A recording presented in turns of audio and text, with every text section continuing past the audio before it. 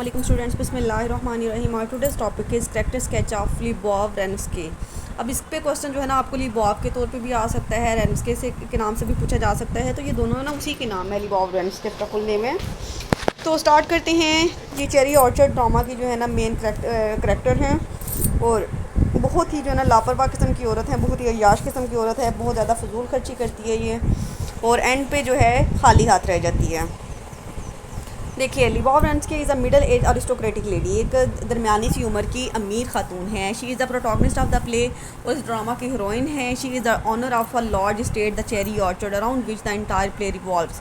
और ये एक बहुत बड़े चेरी ऑर्चर्ड की, जो चेरी का बाग है, उसकी मालकिन है, जिसके गिर्द पूरा जो ये है ना रिवॉल्व करता है ये ड्रामा। इसका नाम भी ड्रामा का चेरी ऑर्चर्ड ही है। हर पर्सनैलिटी इज़ मल्टी फेस्ड। अब उसकी जो पर्सनैलिटी है ना, उसके कितने ही रुख हैं। She is an escapist who always takes refuge in sweet memories of her idyllic past. अब एक जो है ना, वो एक होता है ना अपनी परेशानियों से, अपनी फ़िक्रों से भाग जाने वाला इंसान, उस तरह की है, और अपनी बचपन की यादों में खोई रहती है, ख्वाबों की दुनिया में रहती है। A critical study of the cherry orchard expose different aspect of Lyubov personality. अगर आप चेरी ऑर्चर्ड के ड्रामा को क्रिटिकली वो स्टडी करें तो आपको लिबॉव की पर्सनैलिटी के बहुत से पहलू देखने को मिलेंगे। Chekhov has presented her as the representative of the aristocratic order. अब शिकॉफ ने दिखाया है कि ये इसका जो ताल्लुक है ना, एक अमीर जो है ना क्लास होती है ना, अपर क्लास, उससे है। By the end of the 19th century aristocracy was fastly losing ground and was going to be replaced by a new socio economic order.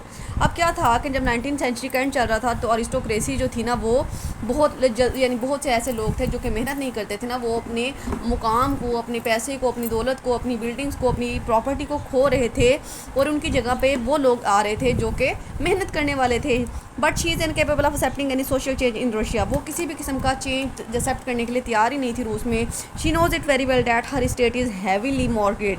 उसे अच्छी तरह से पता था कि उसके जो स्टेट है, उसका जो चेरी ऑर्चर्ड है ना, उसमें बहुत ज़्यादा सूद चढ़ गया हुआ है, and it becomes very difficult her to pay off even the interest on the mortgage. और उसके लिए तो उसे ये भी इस बात से भी वाकिफ़ थी कि ये बहुत मुश्किल है उसके लिए, वो कर्ज़ तो क्या उतारेगी, वो तो उसका जो सूद है ना वो भी अदा नहीं कर सकती। But she does not change her aristocratic manners. लेकिन वो अपने अमीराना अंदाज जो थे ना, अमीराना लाइफस्टाइल था ना, उसको चेंज बिल्कुल नहीं करती। हर फर्स्ट नेम लिबॉव मीन्स लव। अब उसका लिबॉव का जो नाम है ना, उसका मतलब होता है लव इन रशिया। ये रशियन लैंग्वेज का वर्ड है। She seems to personify love with her generosity and magnanimity. अब क्या है कि वो बहुत ज़्यादा फ्याज होती है, बहुत ज़्यादा मोहब्बत करने वाली होती है। She is a kind hearted, gentle, affectionate and sincere for all. और सबके साथ रहम दिली से पेश आती है, बहुत ज़्यादा मुखलिस होके, और बहुत ज़्यादा मोहब्बत से जो है ना सबके साथ रहती है।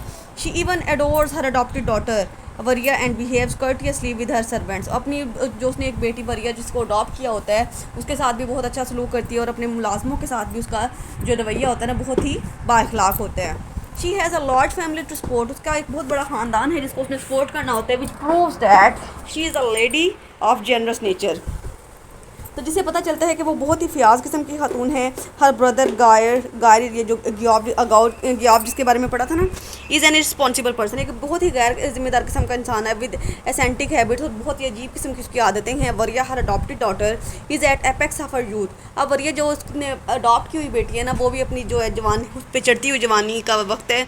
She is in marriageable age, और वो शादी की उम्र में है। Her own daughter Anya is also growing young. उसकी अपनी बेटी अनिया जो वो भी जवान हो रही है। The family servants Yasha and Firs and many other character also depend on her. इसके अलावा कुछ मुलाजिम हैं, याशा, फिट्स, वो भी उस पर ही डिपेंड करते हैं। All this characters are attach in one way or the other to her. ये तमाम करेक्टर्स जो है ना, वो उसके साथ जुड़े हुए हैं। She takes care of their needs, वो उनकी ज़रूरियात का ख्याल रखती है। Some time she even tries to pamper them. उस बाजू का जब वो परेशान होते हैं या किसी मुश्किल में होते हैं तो उनको जो है तसल्ली देती है। She throws herself from the sky to the earth simply because of her lavish habits. लेकिन क्या है कि उसका जवाल का सबब क्या बनता है कि उसकी जो अयाशी वाली आदतें होती हैं, उसकी जो फजूल खर्चियाँ होती हैं। The act 4 when she give advises her to keep a strict control over her purse. अब चौथे एक्ट में जब गियाब उसको जो है ना इस बात की नसीहत करता है ना कि तो आप ज़रा अपनी जेब पे थोड़ा सा कंट्रोल रखें। She replies I can not help my self, I could not help it. कि वो कहती है मेरे से नहीं होता, मेरे से ये मेरे बस से बाहर है कि मैं फजूल खर्ची ना करूँ या पैसे खर्च ना करूँ। Improvidence and carefree nature are two major drawbacks in her character. कि यानी एक तो है बहुत ज़्यादा फजूल खर्ची करना और किसी चीज़ की केयर ना करना, परवाह ना करना, ये उसके मेजर जो हैं फ्लॉज होते हैं जो कि उसको जो है खाली हाथ रख देते हैं and pay, as people of the feudal class generally है, जैसा कि आम तौर पे अमीर लोगों में ये आते होती हैं वो ही उसमें पाई जाती है। Neither she has made any plan against the rainy days, उसने कभी भी मुश्किल हालात के लिए कोई प्लानिंग ही नहीं की। Not she is upset at the present financial crisis, और ना ही उसे इस बात से कोई फ़र्क पड़ रहा है कि वो किस तरह के माली हालात से गुजर रहे हैं।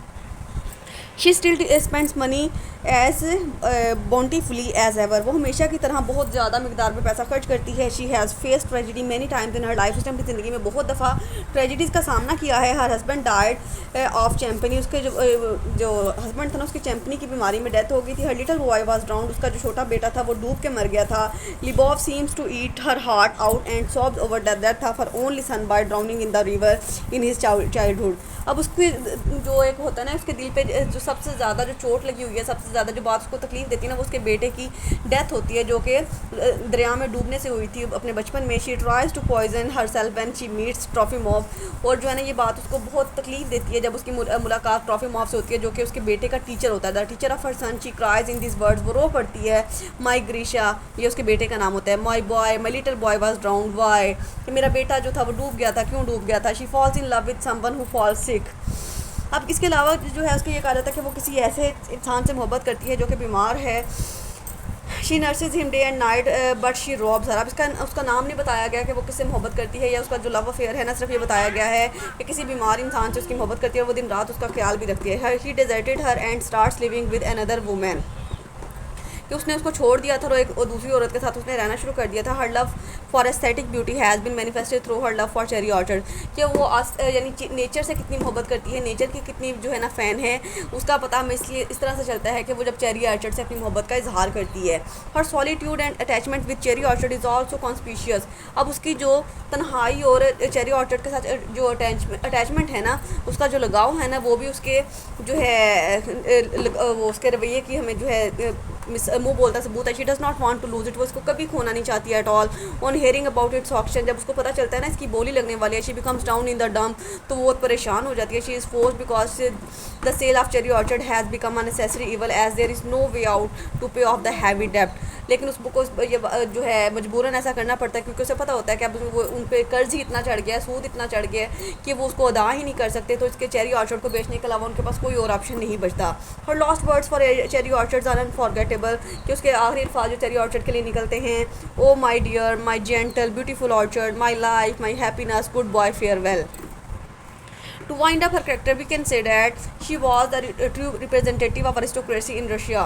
तो हम ये कह सकते हैं कि वो जो थी ना रशिया में एक बहुत ही एक रशिया की एक अमीर क्लास से बिलोंग रखने वाली लेडी थी in the last decades of 19th century, मतलब 19वीं सदी के आखिरी 10 सालों में। ये था इसका करैक्टर, बहुत ही इंटरेस्टिंग था। इंशाल्लाह नेक्स्ट लेक्चर में हम लुफा किन का करैक्टर करेंगे। अल्लाह हाफ़िज़।